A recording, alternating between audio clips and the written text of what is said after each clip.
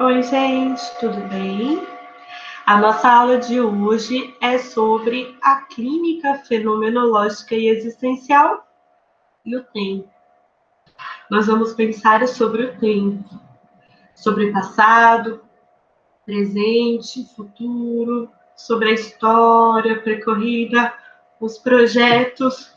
Nós vamos pensar da importância do tempo na nossa vida.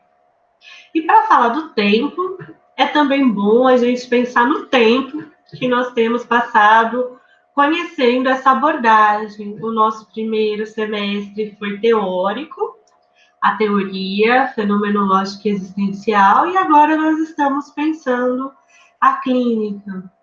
E a clínica que faz várias questões, né? Como é a experiência do ser no mundo? Como é a relação com as pessoas? Como é esse olhar para si mesmo? Como é a questão do espaço, a questão do corpo, a questão do tempo, né? A nossa leitura principal ao longo do primeiro bimestre, a nossa leitura principal ao longo do primeiro bimestre, para a gente pensar a fenomenologia, é este livro do Vandenberg, que chama O Paciente Psiquiatra. Quem tem afinidade com essa abordagem, né, é uma leitura que eu recomendo bastante. Nós estamos comentando alguns trechos, algumas discussões nas nossas aulas, mas o livro traz de uma forma bastante envolvente e bastante completa várias das questões que nós estamos discutindo. Né? Entre as questões que nós estamos discutindo, o que é ser? O que é ser no mundo? O que é consciência? O que é consciência de si? O que é consciência do outro? O que é ser para o outro, olhar do outro? O que é ser com o outro? Nós falaremos também sobre o corpo, sobre a imaginação, falaremos sobre a liberdade e hoje sobre o tempo. O que é o tempo?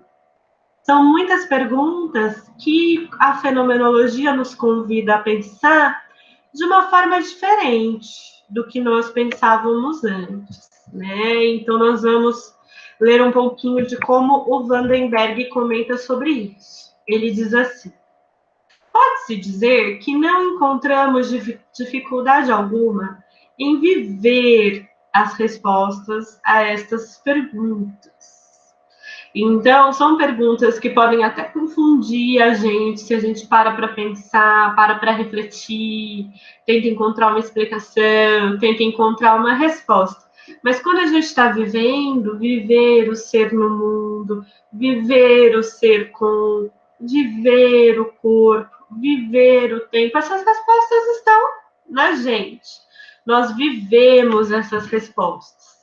Logo, porém, que começamos a pensar sobre elas, assim que procuramos examinar essas questões, as dificuldades são incalculáveis.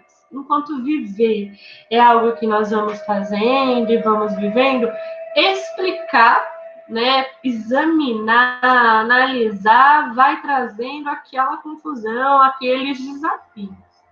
Então, pensar sobre essas questões é bem mais difícil do que viver a resposta a essas questões.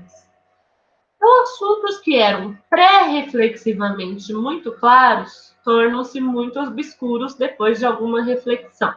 Então, o que o Vandenberg está trazendo para a gente aqui é essa diferença entre como é algo que nós vivemos antes de refletir, sem refletir, independentemente do que refletimos, e como é algo quando começamos a refletir sobre, pensar sobre.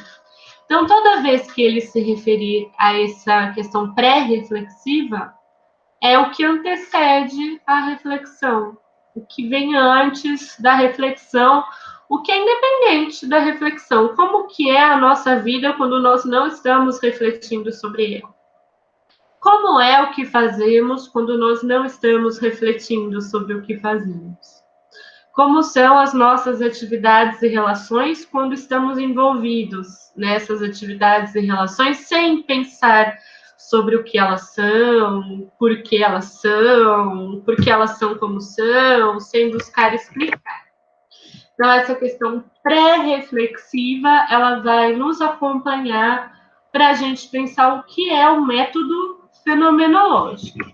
A fenomenologia, nas palavras do Vandenberg, é essa ciência extraordinária e pretensiosa que procura resolver esses problemas pré-reflexivamente.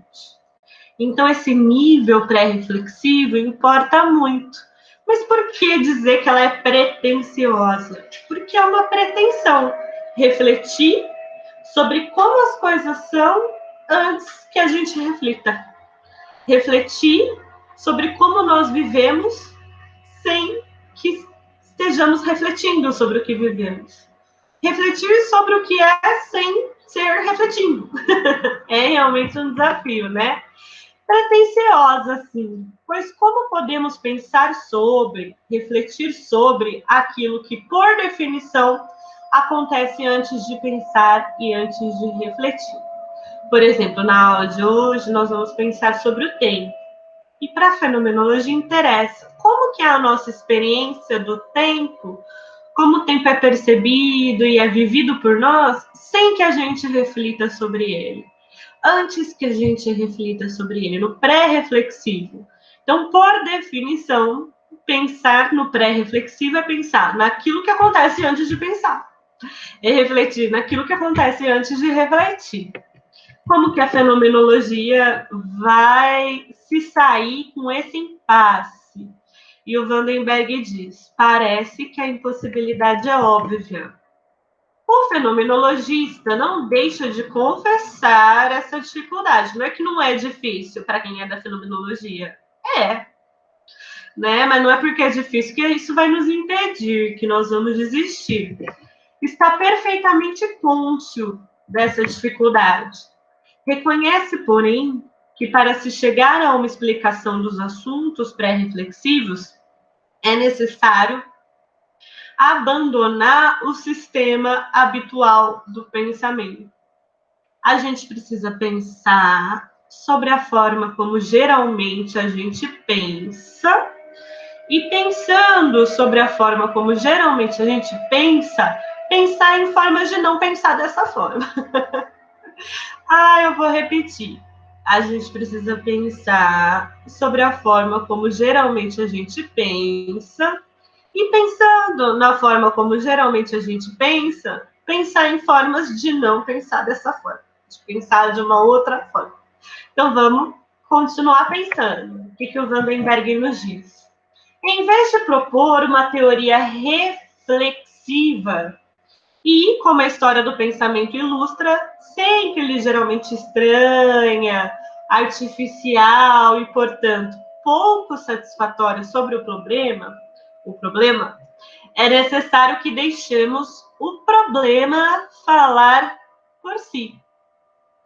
E, então, né, a fenomenologia, ela vai colocar entre parênteses, suspender, né, fazer essa redução dessa nossa forma habitual de pensar, porque a gente pensa geralmente com teorias reflexivas. Na psicologia também, geralmente nós nos relacionamos com o que nós estudamos e nos relacionamos com o que nós buscamos compreender por teorias reflexivas. O que são teorias reflexivas?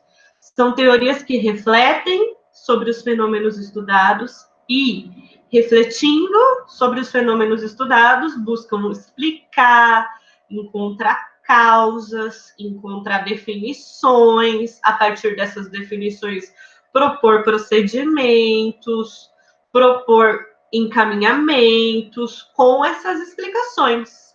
As teorias, no geral, elas têm explicações de como as coisas acontecem, por que acontecem, por que deveriam acontecer diferente, como deveriam acontecer diferente. E a fenomenologia vai olhar para o problema sem fazer essas perguntas, sem fazer esses porquês, esses como deveria ser, como poderia ser. Não. a ideia é deixar o problema falar por si. Então, vamos pensar nas perguntas. Geralmente, a gente quer saber o que acontece, né? Pode ser o que acontece no país, o que acontece numa cidade, o que acontece numa família, o que acontece numa história de vida. Então, vamos pensar a gente na clínica, buscando escutar o que acontece naquela história de vida. E aí a gente vai pensar como explicar o que acontece com essa pessoa. Como explicar esse sofrimento que acontece? Como explicar esses conflitos que acontecem? Como explicar esses sintomas que acontecem? O que acontece? E como explicar o que acontece? O que a fenomenologia vai fazer é buscar tirar o como explicar o que acontece. Trocar o como explicar o que acontece por como descrever o que acontece. Ater-se à realidade o mais detidamente possível. Então, tem uma troca. Ao invés de ser como explicar, a pergunta vai ser como descrever. Atenção para o concreto. É assim que a fenomenologia busca fazer. Olhar para o que acontece. Então, ater-se à realidade, ao concreto, ao que acontece. Ou melhor, olhar para o que está acontecendo, em vez de pensar nesse acontece, generalizado e abstrato, trazer para o presente, trazer para o momento, para o agora, para o contínuo, o que está acontecendo? O que está acontecendo aí? O que significa esse aí? O que acontece, da forma que está acontecendo, no momento que está acontecendo, aqui onde estamos agora. Né? Então, olha como a gente troca a pergunta o que acontece, buscando explicar, para o olhar para o que está acontecendo aí. Então, a gente deixa de perguntar como explicar. A gente primeiro vai buscar descrever. E buscando descrever, a gente transforma a pergunta o que acontece no olhar para o que está acontecendo aí. Sempre que vocês pensarem na fenomenologia, vocês pensam nesse risco. Como explicar o que acontece? Não, como descrever, como se atentar à realidade, ao concreto, ao que está acontecendo, da forma que está acontecendo, no momento que está acontecendo, aqui, no contexto que está acontecendo agora. O que está acontecendo aí.